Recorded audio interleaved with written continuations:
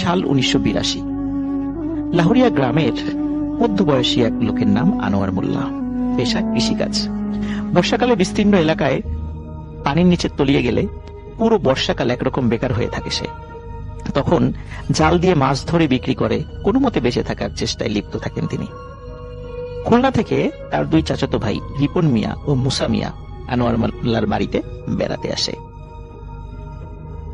তাদের একজনের বয়স 25, অন্যজনের বয়স 21 থেকে 22। তারা আনোয়ার মোল্লাকে বলে, বর্ষাকালে এখানে হাঁসের খামার দিলে কেমন হয়? ডিম ফুটে বাচ্চা হলে সেগুলো খুলনায় নিয়ে বিক্রি করে দেব, ভালোই চাহিদা রয়েছে এগুলোর সেখানে।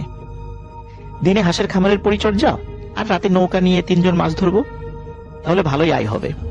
আনোয়ার মোল্লার কাছে প্রস্তাবটা ভালোই লাগে। শুরু হয় তাদের পরিকল্পনা মাফিক কাজ। প্রতিদিন হাঁসের খামারের পরিচর্যা ও রাতে 3 জন নৌকা নিয়ে বের হয়ে যেত। তারা প্রতি রাতে এই লাহুরিয়া গ্রাম থেকে বর্ষাকালে প্রায় 5 কিলোমিটার দূর পর্যন্ত একটা ছোট্ট ব্রিজের কাছ পর্যন্ত মাছ ধরতে ধরতে যেত, আবার একই পথ দিয়ে মাছ ধরতে ধরতে ফেরত আসত। এক রাতে খাওয়া দাওয়া শেষে আনোয়ার মোল্লা চিন্তা করে আজ আর মাছ ধরতে যাবে না। কেন জানি তার ভালো লাগছিল না, মনও সায় দিচ্ছিল না। কিন্তু সেই রাতটি ছিল পূর্ণিমা। রিপন মিয়া এবং মুসা মিয়া আনোয়ার মোল্লাকে বলে, বড় ভাই, আজ যেহেতু পূর্ণিমা, আজ ভালোই মাছ ধরবে, চলো। কিন্তু আনোয়ার মিয়া কেন জানি আজ রাতে যেতে ইচ্ছা করছিল না। রিপন ও মুসা মিয়ার আগ্রহে যেতে রাজি হলেও মনের ভিতর বারবার কে যেন বলছে, যাস না আনোয়ার, বিপদ হবে। কিন্তু তবু আনোয়ার মিয়া সাথে যায়। কিছু একটা মনে করার চেষ্টা করলেও তার মনে পড়ে না। পালাক্রমে তারা নৌকা চালাচ্ছে, মাছ ধরছে। মুসা মিয়ার কথাই যেন সত্যি হয়, ভালোই মাছ ধরা পড়ছে জালে, সবাই বেজায় খুশি। এই খুশিতে আনোয়ার মিয়া ভয়ানক একটা বিষয় বেমালুম ভুলে যায়। রাত 1টার দিকে 5 কিলোমিটার দূরে সেই ছোট্ট ব্রিজের কাছে নৌকাটি পৌঁছায়, যে ব্রিজ পর্যন্ত প্রতিদিন তারা মাছ ধরতে ধরতে আসত।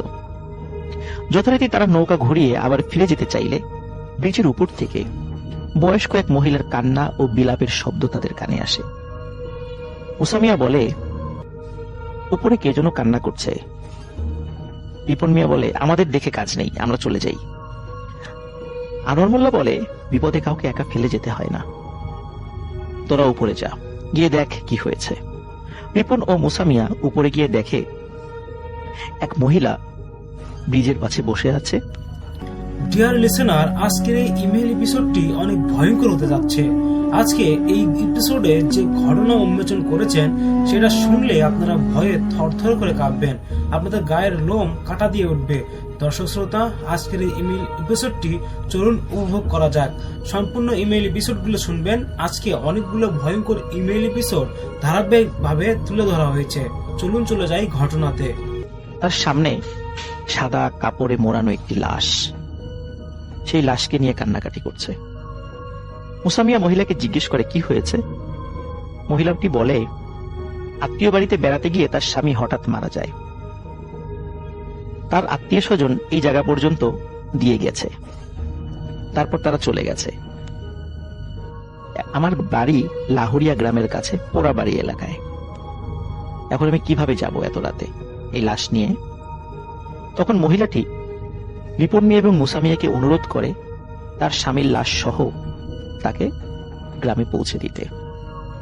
কিন্তু রিপন ও মুসা মিয়া সরাসরি এই প্রস্তাবটি নাকচ করে দেয়, বলে আমরা নৌকায় কোনো লাশ উঠাই না। এই বলে তারা নিচে চলে যায়। যখন আনোয়ার মোল্লা তাদেরকে জিজ্ঞেস করে যে কি হয়েছে উপরে, তখন রিপন মিয়া এবং মুসা মিয়া সব ঘটনা খুলে বলে। আনোয়ার মোল্লা বলে, এভাবে কাউকে বিপদে ফেলে যেতে হয় না, যেহেতু তার বাড়ি পোড়াবাড়ি এলাকায় আর আমরা ওই পথ দিয়েই যাব, তাই তাদেরকে পৌঁছে দিতে আমাদের কোনো সমস্যা নেই। রিপন মিয়া এবং মুসা মিয়ার আপত্তি সত্ত্বেও আনোয়ার মিয়া তাদেরকে বলে, যাও তোমরা গিয়ে লাশটি নিয়ে এসো। যাই হোক, রিপন মিয়া এবং মুসা মিয়া তারা দুজন ব্রিজের উপরে গিয়ে লাশটি ধরাধরি করে নৌকায় নিয়ে আসে। নৌকার একদম মাথার দিকে সেই মহিলাটি বসে। কিন্তু অদ্ভুত ব্যাপার, এখন সে কোনো কান্নাকাটি করছে না, বরং লম্বা ঘোমটা দিয়ে মাথা ও মুখ ঢেকে রেখেছে। আনোয়ার মিয়া কোনো প্রশ্ন করলেও মহিলাটি কোনো উত্তর দেয় না, শুধু মাঝে মাঝে নৌকা কোন দিক দিয়ে যাবে সেটা বলে দেয়। কণ্ঠস্বরটি যেমন কেমন যেন চেনা চেনা মনে হয় আনোয়ার মোল্লার কাছে। না, হতেই পারে এরকম। রাত আনুমানিক 3টার দিকে, 3 দিকে পানি ও একদিকে রাস্তা রয়েছে এমন একটি ভিটার কাছে নৌকাটি থামাতে বলে মহিলাটি। আনোয়ার মিয়া স্থানীয় লোক হলেও রাতে এই জায়গাটি সে চিনতে পারছে না, কিন্তু পরিচিত বলে মনে হচ্ছে। মহিলাটি সেখানে আসার পর বাড়ির ভেতর থেকে একজন পুরুষ ও একজন মহিলা এসে লাশটি নৌকা থেকে নিয়ে যায়। তাদের দুজনকেও আনোয়ার মোল্লার কাছে চেনা চেনা লাগে। আগে কোথাও দেখেছে কিন্তু মনে করতে পারে না, তবে এতটুকু বুঝতে পারে যে এটা একটা হিন্দু বাড়ি। এতক্ষণ বয়স্ক মহিলাটি তেমন কোনো কথা না বললেও এখন বলে, আপনারা অনেক কষ্ট করে আমাদের নিয়ে এসেছেন, আপনাদের ধন্যবাদ। একটু অপেক্ষা করুন, কিছু পারিশ্রমিক নিয়ে আসছি।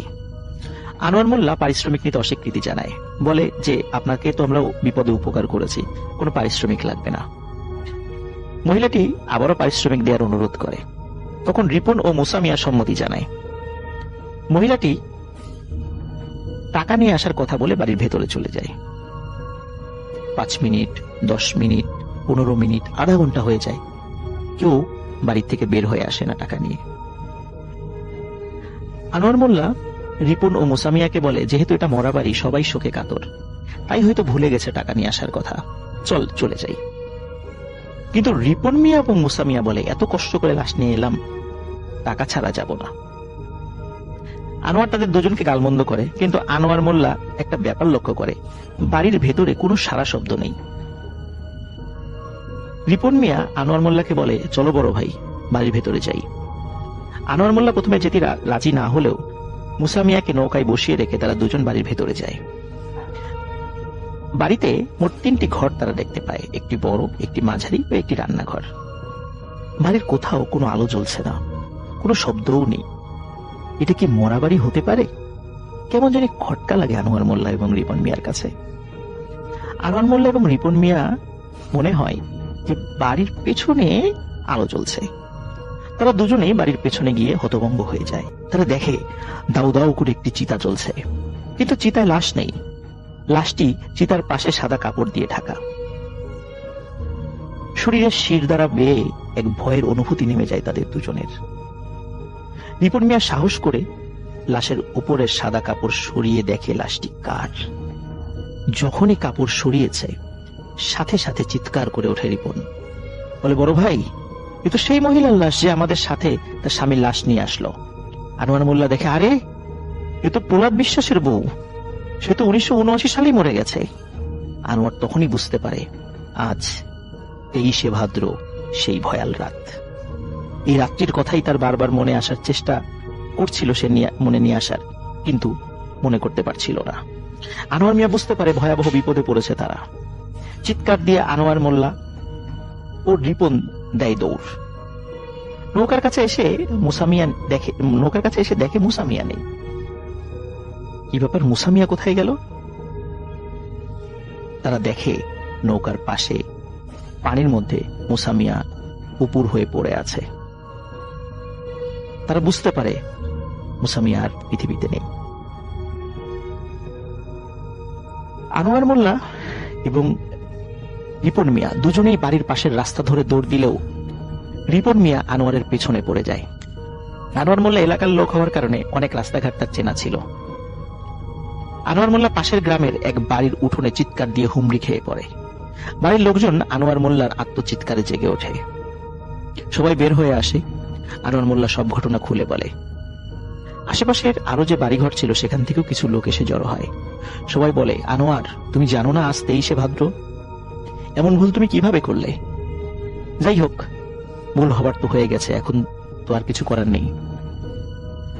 কেউ হারিকেন, কেউ মশাল, কেউ বা টর্চ লাইট নিয়ে রিপন মিয়া ও মুসা মিয়াকে খুঁজতে বের হয়। রিপন মিয়াকে একটি মাঠের মধ্যে অচেতন অবস্থায় পাওয়া যায়। তাকে উদ্ধার করে একটি বাড়িতে আনা হয়। অপরদিকে গ্রামের লোকজন সাহস করে সেই পোড়া ভিটায় গিয়ে দেখে সেখানে শুধু ঝোপঝাড়, কোনো ঘর বাড়ি নেই। কিন্তু ভিটার পাশে একটি নৌকা রয়েছে, আর এই নৌকার পাশেই মুসা মিয়ার লাশ উপুর হয়ে পানির মধ্যে পড়ে আছে। তারা দেখতে পায় মুসা মিয়ার গলায় বড় বড় আঙ্গুলের ছাপ, কে যেন তার গলা টিপে হত্যা করে পানির মধ্যে চুবিয়ে রেখেছে। রিপন মিয়ার জ্ঞান ফেরে পরদিন সকালে। তাকে যখন জিজ্ঞাসা করা হয় কি হয়েছিল, সে বলে গত রাত্রে সে যখন দৌড়াচ্ছিল তখন আনোয়ার মোল্লাকে সে হঠাৎ হারিয়ে ফেলে। তখন চোখ যেদিকে যাচ্ছিল সেদিকেই দৌড়াচ্ছিল। হঠাৎ কোনো কিছুর সাথে তার ধাক্কা লাগে, সে ধাক্কা লেগে পড়ে যায়। কিন্তু যখন সে খেয়াল করে কিসের সাথে ধাক্কা লাগলো, তাকিয়ে দেখে একটু আগে সাদা কাপড়ের নিচে শুয়ে থাকা, লাশ হয়ে থাকা সেই মহিলাটি তার সামনে দাঁড়িয়ে। তারপর তার আর কিছু মনে নেই। রিপন মিয়া এতটাই ভয় পেয়েছিল যে তার শরীরের কাঁপুনি দিয়ে জ্বর আসে। প্রচন্ড জ্বরে ভুগতে ভুগতে মাত্র সপ্তাহখানেকের মধ্যেই রিপন মিয়া মারা যায়। প্রিয় শ্রোতা, আনোয়ার মোল্লা এখনো জীবিত আছে। এই ঘটনাটি আলামিন সরাসরি আনোয়ার মোল্লার কাছ থেকেই সংগ্রহ করেছে। পোড়াবাড়ির ওই ভিটায় এখনো দিনের বেলায় পারতপক্ষে মানুষ যায় না। এত ভৌতিক ঘটনা সেখানে ঘটতো যে ভিটার আশেপাশের মানুষ নিজেদের খেতে ফসল ফলানোর জন্য সহজে যেতে চাইতো না। প্রতি বছর 23শে ভাদ্র রাতে ওই ভিটায় আগুন জ্বলতে দেখত মানুষ। গ্রামের মানুষ বিভিন্ন সময় ওঝা কবিরাজ ডেকে ওই স্থানের সমস্যা সমাধান করতে চেষ্টা করে, কিন্তু তারা সবাই বলে এখানে বহুকাল আগে থেকেই ভয়ানক অশুভ শক্তির বসবাস রয়েছে। প্রভাব বিশ্বাস এখানে বাড়ি করার 3 বছরের মধ্যে তেমন কিছু টের পায়নি।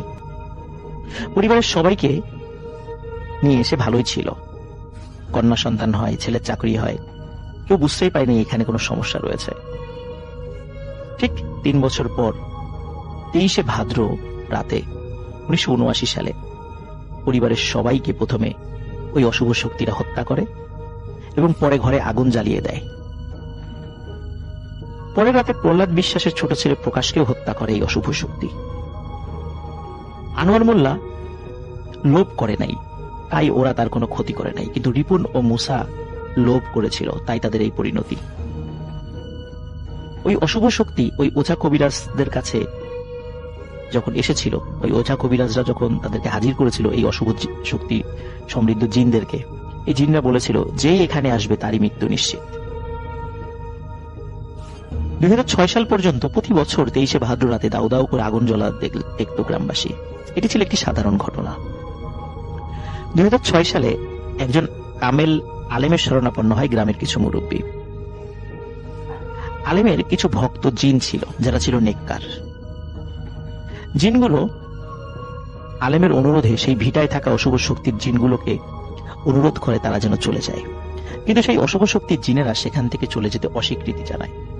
কিন্তু তারা এটা বলে তারা আর মানুষের স্বাভাবিক কাজে বাধা দেবে না, এবং তারা একটা প্রতিশ্রুতিও দেয়, তবে সন্ধ্যার পরে কেউ এই ভিটার আশেপাশে যেন না আসে, এটাও তারা বলে দেয়। তবে তারা যে মানুষের স্বাভাবিক কাজকর্ম করতে দেবে এই জন্য কিছু শর্ত আরোপ করে দেয়, যেমন একদম সাদা ধবধবে একটি ছাগল এই ভিটায় জবাই করে রেখে দিতে হবে, 1 মণ দুধ ও চালের পায়েস রান্না করে রেখে দিতে হবে। তাহলে তারা মানুষের কোনো কাজে আর বাধা দেবে না, কোনো সমস্যা সৃষ্টি করবে না। গ্রামবাসী আলেমের কাছ থেকে শর্তগুলো জেনে তা পূর্ণ করে। তাই 2006 সালের পর থেকে পোড়াবাড়ির ওই ভিটায় আর আগুন জ্বলতে দেখা যায় না। অদ্ভুত ব্যাপার হলো, ভিটার খুব কাছের জমিতে এখনো কোনো খাদ্যশস্য ফলে না। কোনো খাদ্যশস্য, ধান, গম, ভুট্টা এগুলো লাগালেও সেগুলো হয় না। তবে কিছু অর্থকরী ফসল যেমন পাট বা এই টাইপের কোনো ফসল লাগালে সেটা ফললেও সেটা পরিমাণে খুব সামান্য। পোড়াবাড়িতে বিভিন্ন সময় আরো অনেক ঘটনা ঘটেছে। ঘটনাগুলো শুনতে আমাদের চ্যানেলের সাথে যুক্ত থাকুন, আমার চ্যানেলে সাবস্ক্রাইব করুন। সবাই ভালো থাকবেন, সুস্থ থাকবেন।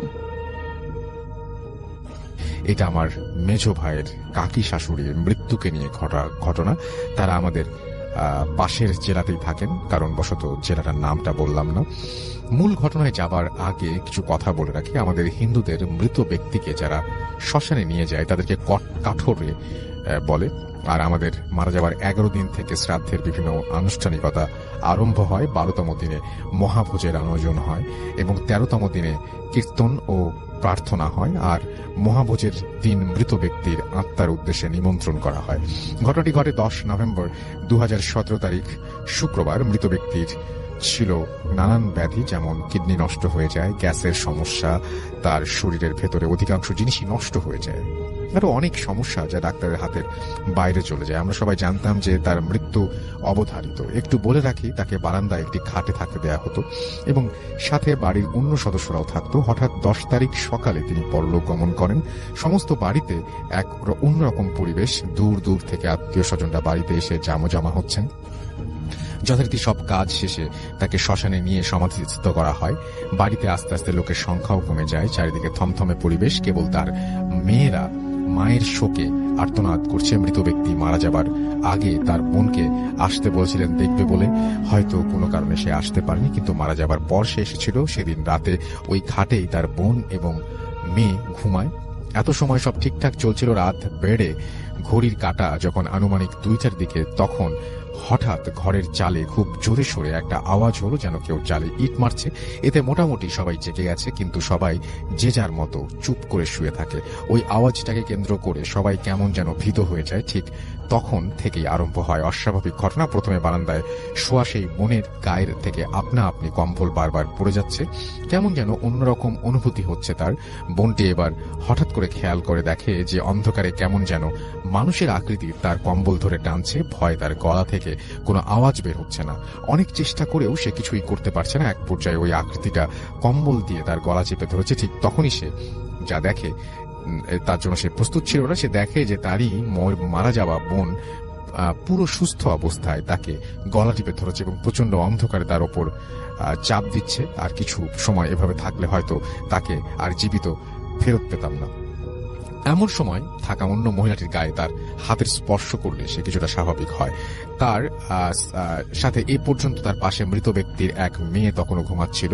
এবার তার কাছে ওই আকৃতিটা যেয়ে বসে এবং তার মাথায় হাত বুলায়। যে মৃত ব্যক্তির বোন অসাড় হয়ে দেখে, কিন্তু সে কিছুই বলতে পারে না বা করতে পারে না। এটাও বলে রাখা ভালো যে ওই মহিলা তার ছেলে মেয়েদের খুব ভালোবাসত। তিনি নিজের ঔষধের টাকা দিয়ে ছেলে মেয়ের বউয়ের জন্য গয়না বানিয়েছিলেন। তারপর থেকে বাড়িতে সবসময় থমথমে পরিবেশ থাকত। ঘটনা এখানেই শেষ হয়নি। এবার আরো রোমাঞ্চকর কিছু ঘটনা ঘটে। এবার শ্রাদ্ধের দিন বাড়ি ভর্তি সব লোকজন নিয়ম অনুসারে সব কাঠুরেদেরকে নিমন্ত্রণ করে মহাভোজে অংশগ্রহণ করার জন্য। আর সেই সাথে ওই মৃত ব্যক্তি ও অন্য প্রয়াত ব্যক্তিদের নিমন্ত্রণ করা হয়েছে। তাদেরকে সময় দেওয়া হয়েছে রাত 9টার সময়। রাত 8:30 মধ্যে সব কাঠুরে চলে যায়। খাবার পরিবেশন করা শেষ। মৃত ব্যক্তির এক জামাই উপহাস করে বলে, আরে মরা মানুষ কি কখনো খেতে আসে নাকি? আচ্ছা, আমি আজ দেখব কিভাবে ও এসে ভাত খায়। বেশ কিছু সময় পর সবকিছু ভালোই চলছিল। আস্তে আস্তে ঘড়ির কাঁটা 9টার কাছে পৌঁছায়। এবার বাড়ির পরিস্থিতি পাল্টে যেতে আরম্ভ করলো। ওই জামাই খেতে বসেছে, এমন সময় হঠাৎ তার পেছনে খুব জোরে একটা আওয়াজ হয়। কিন্তু অবাক করা বিষয়, আওয়াজটা যে কিসের তা কেউ আবিষ্কার করতে পারল না। এবার বাড়ির এক পাশ থেকে কেমন যেন গোঙানোর শব্দ আসছে। ক্রমশ আওয়াজটা বেড়েই চলছে। আস্তে আস্তে আওয়াজটা অনেকে একসাথে ঝগড়া করলে যেমনটা হয় তেমন মনে হচ্ছে, এবং একসাথে অনেকগুলো কুকুর যেন আওয়াজ করছে। সেখানে মাত্র একটি কুকুর ছিল এবং সেটা সবার সামনেই বসা ছিল। ওই কুকুরটাও ভয়ে ওই দিকে যাচ্ছে না। এবার রাত 9টা বাজে। সবাই খাবার দাবার খাওয়ার জন্য প্রার্থনা করে খেতে আরম্ভ করে। ঠিক তখনই সব আওয়াজ থেমে গেল। এবার যা আরম্ভ হলো, ওই পাশ থেকে সেখানে নিমন্ত্রণ করা হয়েছে সেখান থেকে কিছু অস্বাভাবিক শব্দ শোনা যাচ্ছে। অনেকটা মাংসের হাড় চিবানোর শব্দ, কটর মটর। সবাই এই শব্দ শুনতে পারছিল। তখন মৃত ব্যক্তির স্বামী ভাবে যে আসলে এটা কিসের আওয়াজ, সত্যি কি সে এসে খাবে? তো তিনি ওই পাশে আস্তে আস্তে করে দূর থেকে তাকায়। তাকানোর পর সে যে দেখে, আমাদের সবাইকে হতবাক করে দেয়। সে তার মৃত স্ত্রীকে দেখতে পায় এবং সে সেখানে খেতে বসেছে। সেখানে মৃত ব্যক্তিকে নিমন্ত্রণ করা হয়েছিল সেখানে, এবং এটা তিনি শুধু দেখেননি, বাড়ির অন্য লোকেরাও দেখে এবং বাড়িতে যত লোক ছিল তারা সবাই প্রচন্ডভাবে ভয় পেয়ে যায়। এভাবে বিভিন্ন ভীতিকর পরিবেশের মধ্য দিয়ে কাটে সারা রাত। তারপর থেকে আর তেমন কিছু ঘটেনি। এখন পর্যন্ত সবই ঠিকঠাক আছে। মৃত ব্যক্তির আসার প্রমাণ পাওয়ার জন্য ওই জায়গায় পাতলা করে মাটির প্রলেপ দেওয়া হয়, যাতে কেউ আসলে তার পায়ের ছাপ পড়ে যাবে। পরের দিন সেখানে পায়ের ছাপ পাওয়া যায়, মানুষের মতো পরিপাটি হয়ে খাওয়া ও অনেক নমুনাও পাওয়া যায়। এবং আমি নিজে না থাকলে হয়তো কখনো বিশ্বাস করতাম না এটা তাদের বাড়ির মধ্যে ঘটে যাওয়া ঘটনা। এবং অনেকে অবিশ্বাস করতে পারেন এবং বিশ্বাস নাও করতে পারেন, কিন্তু আমি নিজে এই ঘটনার প্রমাণ। ভালো থাকবেন। কিছুদিন আগেও আবার একটা ঘটনা ঘটছে, সময় করে লিখে পাঠাবো। তো এই ঘটনাটি তিনি লিখেছেন এবং থ্যাংক ইউ ভেরি মাচ আপনার ঘটনার জন্য। আপনাকে অনেক ধন্যবাদ। আপনার নামটা প্লিজ একটু বলবেন, আপনি কোথা থেকে এসেছেন, তারপরে আপনার ঘটনায় যাবো আমরা। আপনার তো ছোট ছোট অনেকগুলো ঘটনা আছে, আপনার নাম আর আপনি কোথা থেকে এসেছেন সেটা আগে শুনুন। থ্যাংক ইউ রাসেল ভাই। আমি রাইয়ান, তেজগাঁ থেকে এসেছি। প্রথমেই যে ঘটনাটা আমি শেয়ার করতে চাইবো আজকে, জি সেটা কিছুটা স্বপ্ন রিলেটেড। জি আপনাকে যেটা আমি বলছিলাম বাইরে, ব্যাপারটা ছিল এরকম। আমাদের বাসা যেহেতু তেজগাঁয়, ওই টাইমটায় আমরা গ্রাউন্ড ফ্লোরে থাকতাম। তো একদিন রাতে ঘুমালাম। তো ঘুমানোর পর হঠাৎ করেই আমি অল অফ এ সাডেন আমি দেখতে পেলাম যে আমি আমার নানার বাসায় চলে গেছি আচ্ছা। ওই মুহূর্তে। এবং আমার নানার বাসা ছিল ধানমন্ডিতে। প্রচুর আসা যাওয়া ছিল নানার বাসায়। সো ওখানের এনভায়রনমেন্টটা আমার খুব বেশি পরিচিত। অন্ধকার অবস্থাতেও আমি সম্পূর্ণরূপে বুঝতে পারছিলাম আমি ওই মুহূর্তে আমার নানা নানুর যে রুমটা ছিল ওই রুমে আমি ভাসছেন আপনি? আমি ভাসছি। আচ্ছা। এবং আমি অন্ধকারে ফ্যানের যে শব্দটা হচ্ছে খুবই পরিচিত শব্দ, আমি সেটা টের পাচ্ছি। এবং আমি বিভিন্ন আসবাবপত্র ছুঁয়ে দেখছি, ধরছি। ইভেন আমার নানা নানুর রুমের সাথে একটা ছোট বারান্দা ছিল। আমি ওই বারান্দাতেও গেলাম, ওটা গ্রিল করা ছিল পুরাটা। গ্রিল ধরছি, বাইরে জোছনা দেখতে পাচ্ছি। আবার রুমের ভিতরে ঢুকলাম। অল অফ এ সাডেন আমি ধপাস করে যেন আমার তেজগাঁর বাসার বিছানায় পড়লাম এবং জেগে গেলাম। মানে পুরাটা ব্যাপার খুব তাড়াতাড়ি ঘটেছে। খুব তাড়াতাড়ি ঘটলো এবং খুবই অদ্ভুত একটা ব্যাপার যে এত রিয়েলিস্টিক। মানে আমি যেন ওখানে চলে গিয়েছিলাম ওই মুহূর্তটাতে। ওই সময়টা যেন আমি আমার নানার বাসাতে অবস্থান করছিলাম এবং আমি যেন হঠাৎ করেই আবার আমার বাসার বিছানায় চলে আসলাম। এরকম একটা ব্যাপার ছিল আর কি জিনিসটা। ওকে ওকে, আচ্ছা, আপনার সাথে তো আরো কিছু ঘটনা ঘটেছে, সেই ঘটনাগুলো আমরা একটু শুনে ফেলি যে আর কি ঘটনা আপনার সাথে ঘটেছে। আরেকটা ঘটনা আমি বলবো, এটাও আমার নানার বাসা কেন্দ্রিক একটা ঘটনা। আমি আগে একবার ইমেল পাঠিয়েছিলাম আপনাকে, ওখানে আমি একটু প্যাটার্নটা বলেছিলাম নানার বাসার, যে প্রতিটা তালার প্রথম রড যে সিঁড়ি, এটা থেকে ঘুরে পরবর্তী তালায় যাওয়ার আগে একটা করে ছোট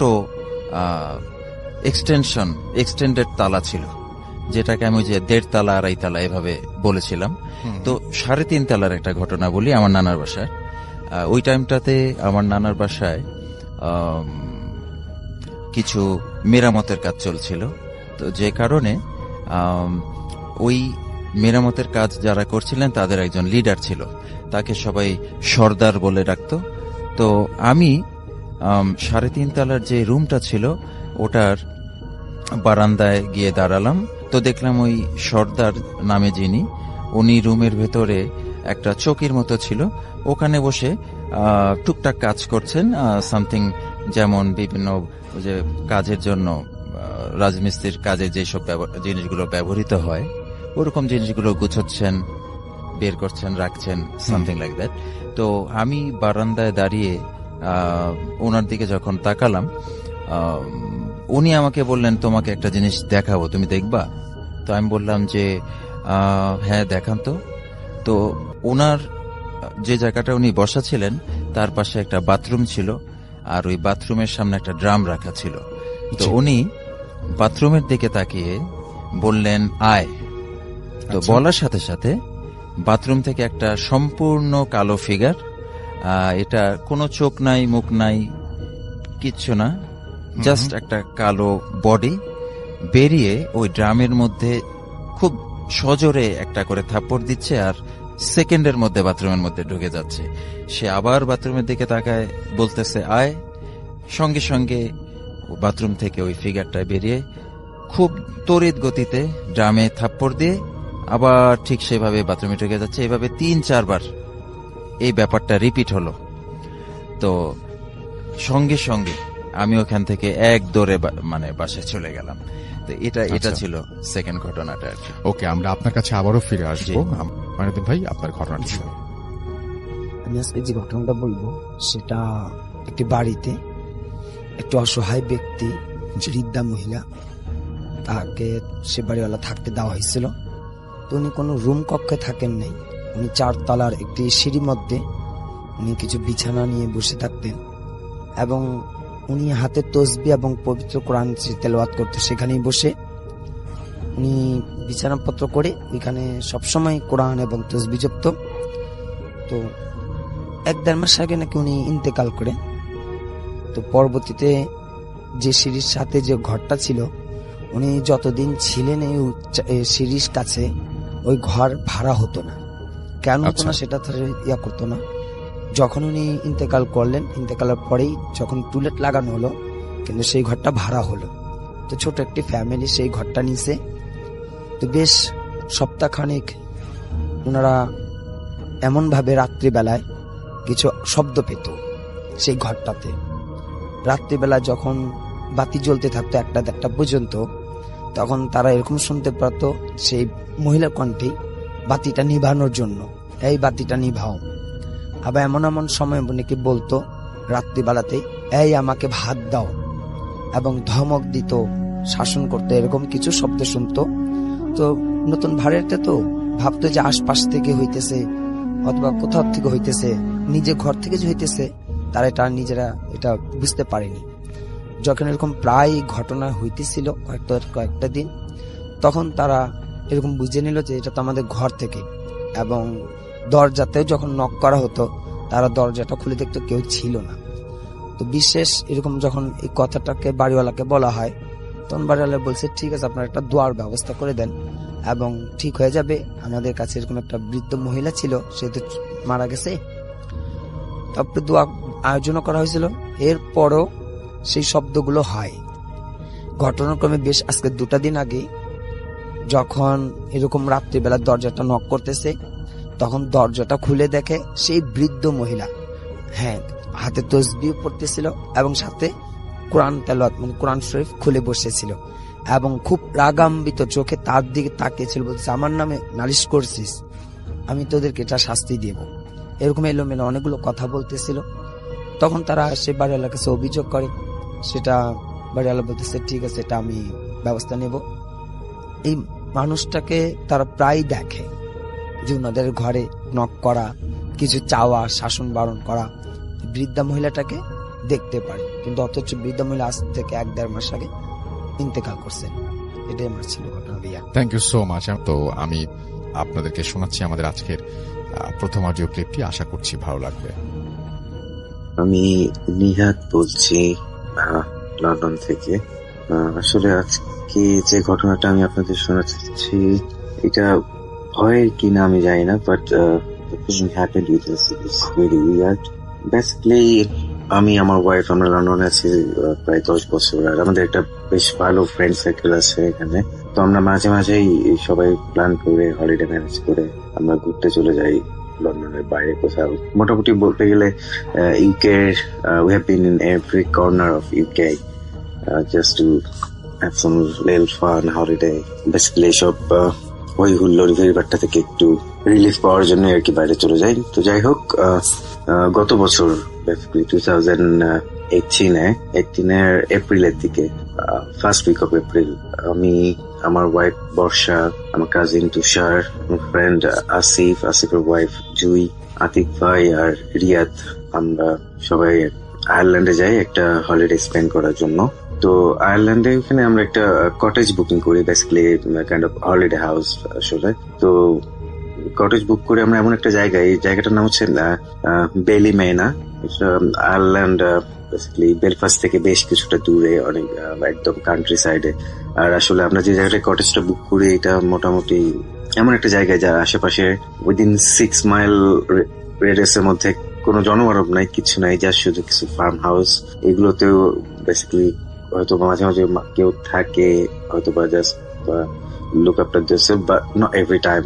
বলতে গেলে সন্ধ্যার পর থেকে পুরো এলাকা একদম ফাঁকা, কিচ্ছু না, একটা গাড়ি ঘোড়া দেখা যায় না, আর পাহাড়ের উপর একটা কটেজ, নাইস, অনেক সুন্দর একটা ভিউ। আমরা সবকিছু মানে অ্যারাউন্ড সবকিছু দেখতে পারি, বাট কোনো মানুষজন নাই, এই একটা। যাই হোক, আমাদের হলিডে ভালোই যাচ্ছিল এখানে, বেশ এনজয় করছিলাম আমরা সবাই।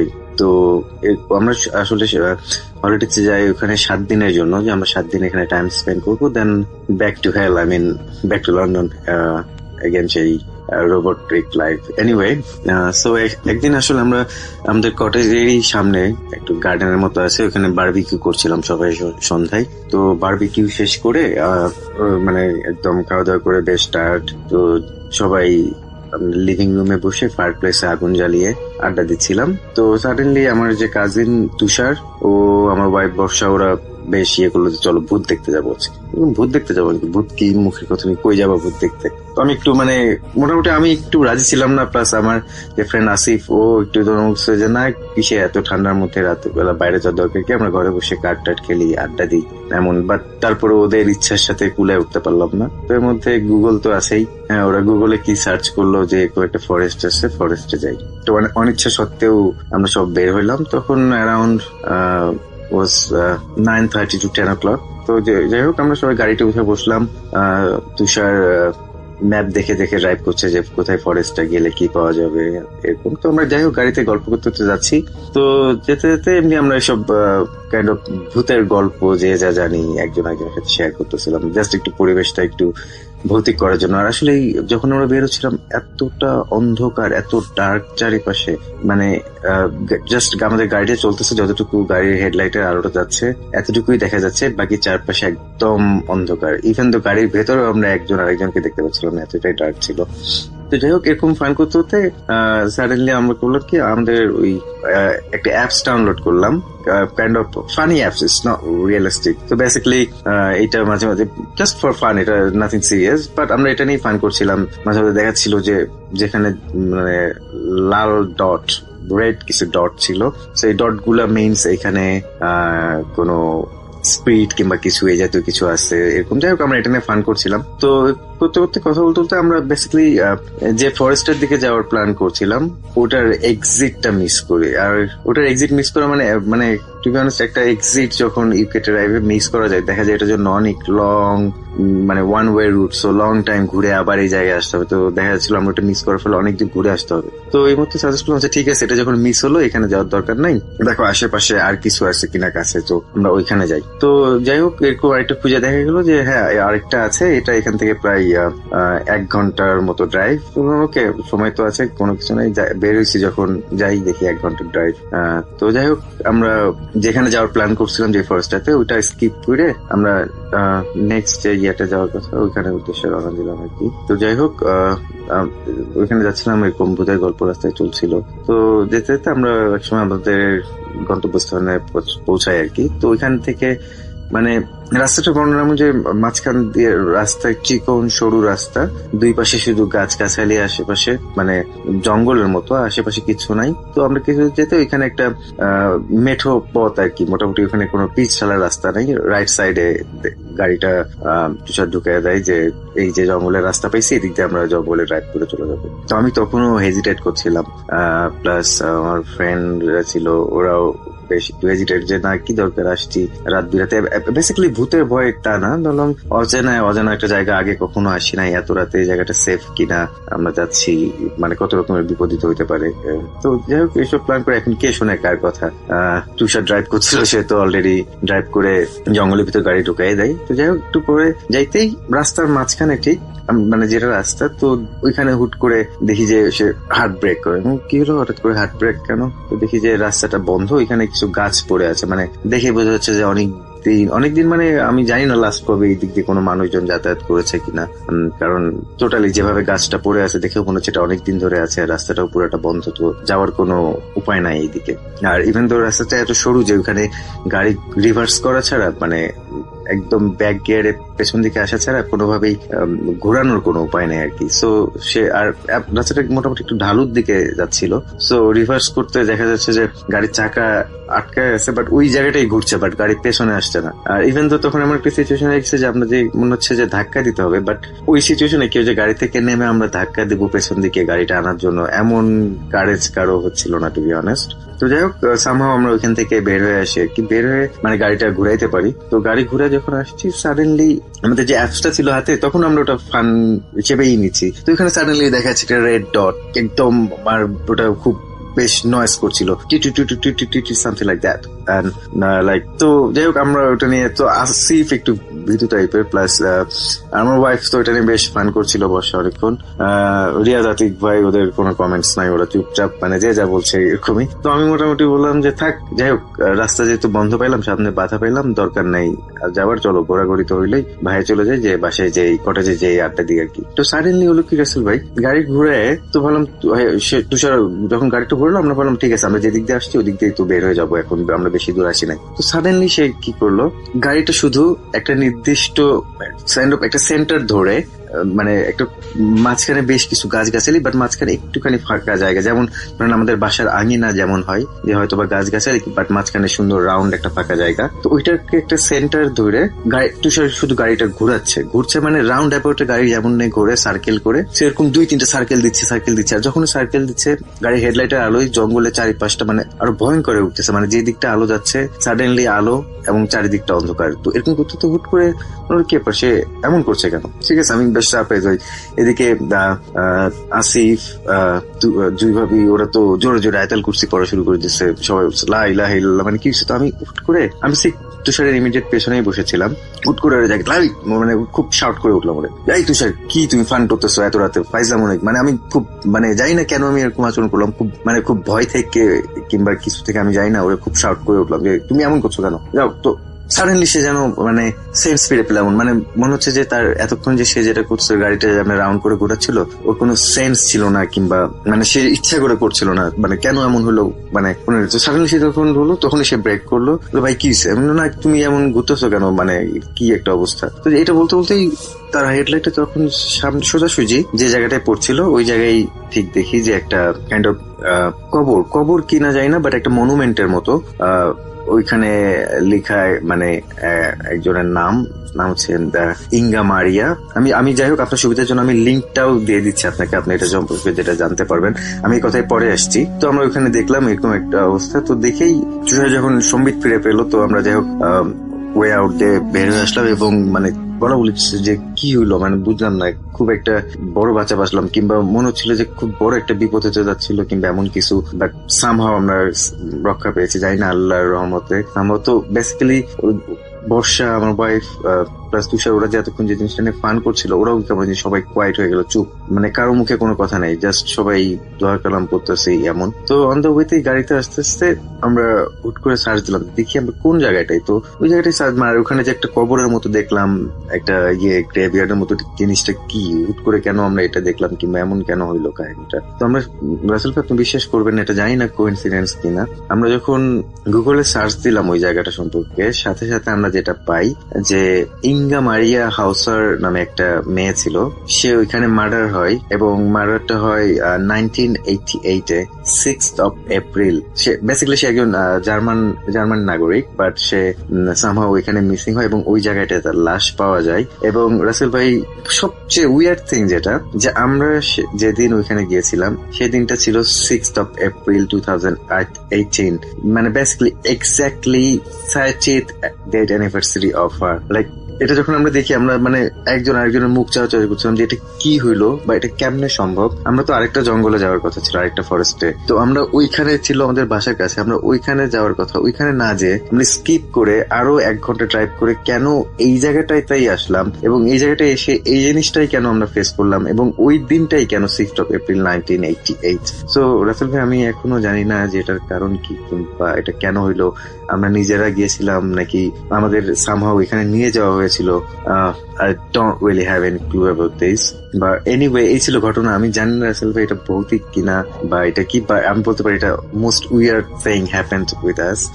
আর আমি আগেও বলছি যে বলেছি যে আমি আপনাকে লিঙ্কটা পাঠিয়ে দিলাম, আপনি ভেরিফাই করে দেখতে পারেন যে এই জায়গাটাই এটা হয়েছিল। সো যাই হোক, এই ছিল আজকের ঘটনা। আর আমার কাছে আরো অনেক ঘটনা আছে, ইনশাল্লাহ কখনো যদি দেশে আসি আমার খুব ইচ্ছা স্টুডিওতে এসে শেয়ার করবো। সো যাই হোক, ভালো থাকবেন সবাই, দোয়া করবেন। আল্লাহ হাফেজ। ঘটনাটির সময়কাল 2013 সাল। 2013 সালের কোনো এক সন্ধ্যার পর এই ঘটনাটি ঘটে। ঘটনাটি যার সাথে ঘটে তিনি একটি মসজিদের ইমামতি করতেন। তার বয়স ছিল 22 থেকে 23 বছর। ওই সময়টিতে মাগরিবের নামাজের পরে রিফাত নামে একটি ছেলেকে তিনি আরবি পড়াতেন। রিফাতের বাড়ি লাহুরিয়া যে বাজার, সে বাজার থেকে সামান্য একটু দূরে। উনি মাগরিবের নামাজ পড়িয়ে রিফাতের বাসায় যেতেন এবং রিফাতকে আরবি পড়িয়ে আবার এশার নামাজ পড়াতে আসতেন। মাগরিবের পর যখন রিফাতকে তিনি পড়াতে যান, পড়ানোর একটি পর্যায়ে রিফাত বলে যে আমি একটু ওয়াশরুমে যেতে চাই। তো ওদের ওয়াশরুমটা ছিল বাসার বাইরে, সাধারণত গ্রাম সাইডে যেরকম থাকে আর কি। তো রিফাত ওয়াশরুমের কথা বলে বাইরে গিয়ে হঠাৎ চিৎকার চেঁচামেচি শুরু করে। রিফাত তার মাকে ডাকছে। ওই সময় তার বাবা বাড়িতে ছিল না, তার দাদাও বাড়িতে ছিল না, তার মা ছিল আর ওই হুজুর ছিল, মানে যেই ভাইয়ের কথা বা যে ভাইয়ের স্টোরিটা আমি আজকে শেয়ার করছি। তখন তার মাকে ডাকাডাকি শুরু করে। তখন তার মা হুজুরকে বলে, চলেন তো দেখি ও ডাকাডাকি করছে কেন। তখন তারা টর্চ লাইট নিয়ে বাইরে বের হয়। রহস্য তখন থেকেই শুরু। রিফাত বলে যে দেখো দেখো, অদ্ভুত প্রকৃতির একটি সাপ। সত্যি আলো জ্বালিয়ে দেখা যায় অদ্ভুত প্রকৃতির একটি সাপ। এই সাপটি এর আগে কেউ কখনো দেখেনি এবং সাপটি অন্য রকমের একটি সুন্দর সাপ। মানে এটা সৌন্দর্যের সাথে অন্যান্য সাপের আসলে মিল পাওয়া যায় না। খুবই সুন্দর একটি সাপ। এখন অদ্ভুত ব্যাপার হলো, সাপটি ওইখান থেকে সরে চলে যাচ্ছে না, সে নড়াচড়া করছে কিন্তু ওই জায়গাটাতেই আছে। এখন রিফাতের যিনি আরবি হুজুর, উনি চিন্তা করছেন যে আসলে সাপটি মারবেন কি মারবেন না। উনি দ্বিধাদ্বন্দ্বে আছেন। এই দ্বিধাদ্বন্দ্বের একটি পর্যায়ে উনি সিদ্ধান্ত নেন যে না, সাপটিকে তিনি মেরে ফেলবেন। দ্রুত উনি একটি লাঠি নিয়ে এসে সাপটির গায়ে আঘাত করেন এবং অল্প সময়ের মধ্যেই সাপটি মারা যায়। সাপটি মারা যাওয়ার পরে তারা সবাই চিন্তা করে যে এই ধরনের সাপ এর আগে কখনো তারা দেখেনি। এই জন্য ওই ভাই উনি তার কাছে থাকা মোবাইলে কয়েকটি ফটো তুলে রাখেন ওই সাপের। প্রিয় লিসেনার্স, ঘটনাটি শুরু এখান থেকেই। যেদিন সাপটিকে মারা হয় ওই দিন ছিল বৃহস্পতিবার সন্ধ্যার পর। শুক্রবার ফজরের নামাজের পর ওই ভাইয়ের অভ্যাস ছিল একটু ঘুমানো। ফজরের নামাজের পর উনি একটু ঘুমিয়েছেন, হঠাৎ করে একটি আননোন নাম্বার থেকে ওনার ফোনে একটি কল আসে। কল রিসিভ করার পরে উনি শুনতে পান যে বাজারেরই একজন লোক তাকে বাজারে ডাকছে।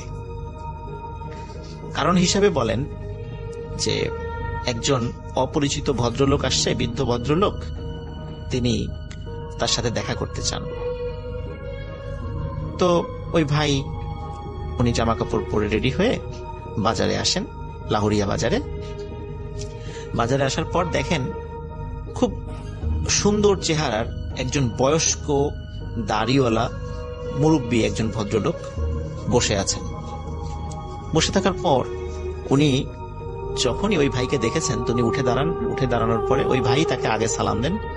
তখন বলেন যে আপনি আজকেই আমার সাথে যাবেন মিঠাপুর নামক একটা জায়গায়।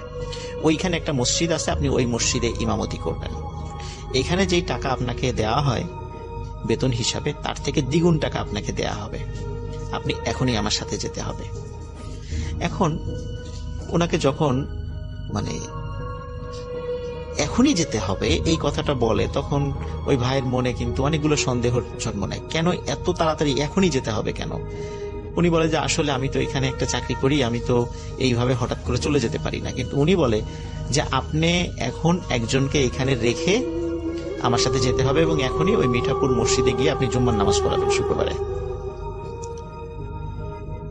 এই ঘটনার আকস্মিকতায় উনি হতভম্ব হয়ে যান যে এইভাবে তো কেউ সচরাচর বলে না। তখন ওই ভাই তার ছোট ভাইকে জুম্মার নামাজ পড়ানোর দায়িত্ব দিয়ে ওই মুরব্বীর সাথে মিঠাপুরের উদ্দেশ্যে রওনা দেন। স্বাভাবিকভাবেই যেই পরিবহন ব্যবস্থা ছিল সেই পরিবহনের মাধ্যমে মিঠাপুরে আসেন এবং মিঠাপুর একটি মসজিদে উনি জুম্মার নামাজ পড়ান। জুম্মার নামাজ পড়ানোর পর আসরের নামাজ, মাগরিবের নামাজ, এশার নামাজ যখন হয়ে যায়, এশার নামাজের পর যখন ওনাকে যেখানে থাকতে দেওয়া হয়েছে সেখানে বিশ্রাম নিচ্ছিলেন, হঠাৎ করে একজন মানুষ এসে তার দরজায় নক করে। দরজা খুলে দেখে ওই মুরব্বী, যে মুরব্বী তাকে সকালবেলায় এই মিঠাপুরে নিয়ে এসেছিল। তখন ওই মুরব্বী ওই ভাইকে বলে আপনাকে এখনই আমার সাথে যেতে হবে। তখন উনি বলে যে আপনার বাড়ি কোথায়? বলে যে আমার বাড়ি এই যেই আপনি যে মসজিদে নামাজ পড়েন এই মসজিদের কাছাকাছি। কিন্তু কোন গ্রামে এক্স্যাক্টলি উনি বলেননি। তখন উনি বলেন যে আপনার সাথে যেতে হবে কেন? তখন উনি বলেন যে আমার ছেলে মারা গেছে, আপনাকে আমার সাথে যেতে হবে, আপনাকেই তার দাফন কাফন করতে হবে। তখন ওই ভাই রাজি হন না, যেহেতু অপরিচিত একটি জায়গা, উনি কিছুতে রাজি হতে চান না। কিন্তু ওই মুরব্বী ভদ্রলোক উনি খুব পিড়াপিড়ি শুরু করেন যে না, আপনাকে যেতেই হবে। এক সময় ওই ভাই রাজি হন এবং ওই মুরব্বীর সাথে যাওয়া শুরু করেন। ওই মুরব্বীর সাথে আরো দুইজন লোক এসেছিল। এখন ওই সময়টা ছিল এমন একটি সময় যে তখন আশেপাশে যে বিল ছিল, বিলে মোটামুটি পানি চলে এসেছে। এখন কোন বাড়িতে যে যাবে সেটা কিন্তু ওই ভাই জানতেন না। তখন দেখলেন যে ওই মুরব্বী একটি বড় নৌকা নিয়ে এসেছে। তখন সবাই নৌকায় চড়ে বসে এবং নৌকা চলতে থাকে। কিছু সময় নৌকা চলার পরে ওই ভাই ফলো করেন যে নৌকা আসলে বিলের মধ্যে দিয়ে যাচ্ছে না, আশেপাশে নৌকার সাথে ঘেঁষে বড় বড় গাছ পালা, ঘাস এরকম দেখা যাচ্ছে চাঁদের আলোতে। উনি আরো ভালো করে খেয়াল করেন নৌকা পানির উপর দিয়ে চলছে না, নৌকা মাটির উপর দিয়ে চলছে এবং অনেকটা ভেসে ভেসে চলছে। যখনই উনি এইটা দেখেন তখনই মারাত্মক ভয় পেয়ে যান। তখন উনি কিছু বলার আগেই নৌকার সামনে থাকা ওই ভদ্রলোক ওই ভাইকে বলেন যে বাবা, তোমার কোনো ভয় নেই, তুমি নিশ্চয়ই বুঝতে পেরেছ যে আমরা মানুষ নই, আমরা জিন। আমার সন্তান মারা গেছে, এই সন্তানকে গোসল করানো, জানাজা পড়ানো এবং দাফন করা থেকে শুরু করে নিয়ে সব কাজ তোমাকেই করতে হবে। তখন উনি আসলে ঘটনার আকস্মিকতায় এতটা হতভম্ব হয়ে গিয়েছিলেন যে উনি তখন কি বলবেন কিছু বুঝে উঠতে পারছেন না। কারণ উনি সব জ্ঞানে দেখছেন যে ওনার চারদিকে যারা আছে সবাই জিন, কিন্তু মানুষরূপী, এবং এই নৌকাটি শূন্যের উপর দিয়ে ভেসে চলছে, কিন্তু সেটা মাটির উপর দিয়ে, পানির উপর দিয়ে নয়। তখন উনি সাহস করে জিজ্ঞাসা করেন আপনার ছেলে কখন মারা গেছে? তখন ওই মুরব্বী বলেন বৃহস্পতিবার সন্ধ্যার পরে। বলে বৃহস্পতিবার সন্ধ্যার পরে এখনো রেখে দিয়েছেন? বলে হ্যাঁ, এখনো রেখে দিয়েছি তোমার জন্য, তুমি সব কাজ করবা, তোমাকে এই কারণেই নিয়ে যাচ্ছি। তখন বলে আমাকেই কেন নিয়ে যাচ্ছেন সেখানে?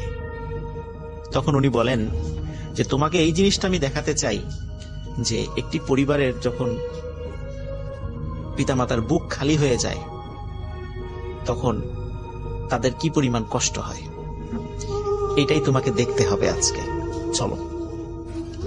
তো উনি প্রচন্ড ভয় পেতে থাকেন, কিন্তু ওই মুরব্বী ওই ভাইকে অভয় দিতে থাকেন যে তোমার কোনো ভয় নেই, তোমাকে আমি যেভাবে নিয়ে এসেছি আবার এভাবেই সুস্থ শরীরে তোমাকে পৌঁছে দেওয়া আমার দায়িত্ব, তুমি ভয় পেও না।